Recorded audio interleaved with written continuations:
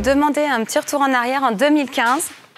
Je suis l'animatrice du réseau Défi et je dois chercher quelques agriculteurs pour venir compléter le groupe du 1052. Alors, les gars m'ont dit qu'il fallait élargir le champ des réflexions.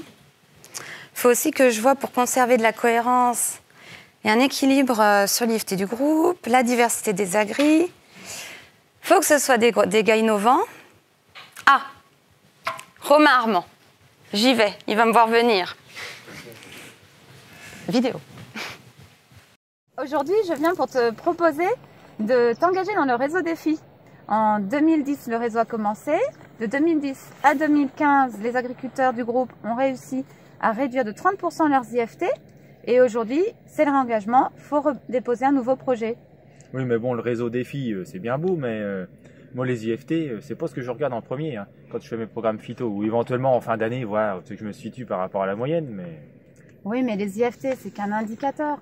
En réalité, ce qui intéresse les agriculteurs, c'est d'échanger sur la démarche pour aller vers une agriculture plus autonome et plus rentable. Aujourd'hui, au niveau national, le réseau Défi essaie de repérer les exploitations qui sont à la fois plus économes en phyto et aussi performantes économiquement.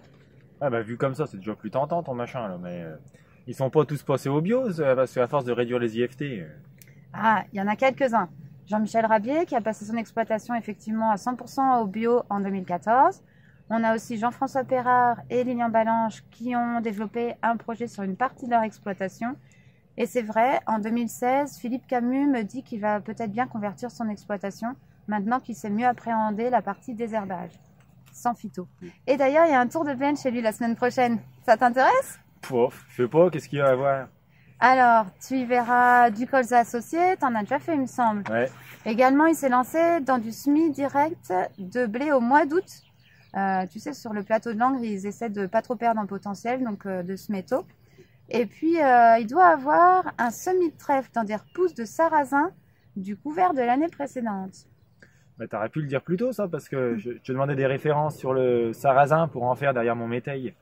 Et puis d'ailleurs, si ça marche bien, je vais en refaire l'année prochaine. Ah, t'as assez de fourrage pour l'été? Bah, si j'arrive à... Oui, si j'ai pas besoin de ressemer un trèfle derrière mon métail pour refaire du fourrage, je refais un sarrasin et comme ça, bah, ça fait une deuxième culture. C'est pas mal comme le sarrasin pour les petites IFT. Ouais, ok. Et les autres agriculteurs, sinon je t'en ai pas parlé, ils sont pas forcément tous en semi-direct ou en TCS, j'ai un peu tout le panel. Finalement, dans le réseau, l'objectif, c'est pas tant la mise en œuvre des moyens, mais surtout le résultat.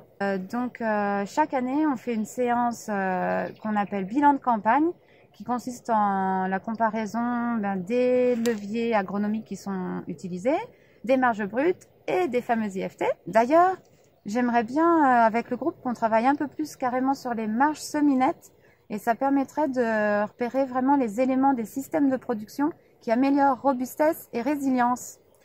Bah, finalement, pour les marges cheminettes, pour les marges brutes ou les IFT, je t'avais pas dit que j'avais fait un colza associé sans glypho, sans herbicide post-SMI et sans insecticide. Ça doit pas être mal ça pour la marge brute et les IFT. Et en plus, je nourris mon troupeau avec moitié de mon troupeau pendant 2 mois.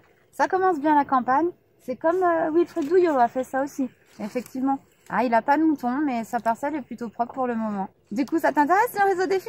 Bah, peut-être, oui, finalement, mais bon, tu crois que ça va les intéresser, les autres du groupe, ce que je fais, moi? Des couverts, du semis de blé en direct dans le trèfle, des colzas associés, ouais. Puis en plus, moi, j'ai un troupeau, les autres, ils sont que céréaliers. Ah, allez, mais oui, bien sûr. Allez, vas-y, engage-toi. Bon, bah, ok, allez, je vais au signe. Merci. Donc, juste pour donner un petit peu le mot de la fin, un peu une conclusion, où je vais donner la parole à Frédéric Locher. Pour faire simple, le réseau Défi, c'est au départ, on a une boîte à outils avec des outils dedans. Alors, chaque agriculteur a pris ce qu'il voulait, et puis au fur et à mesure, on a remis des outils, on en a même fait sur mesure.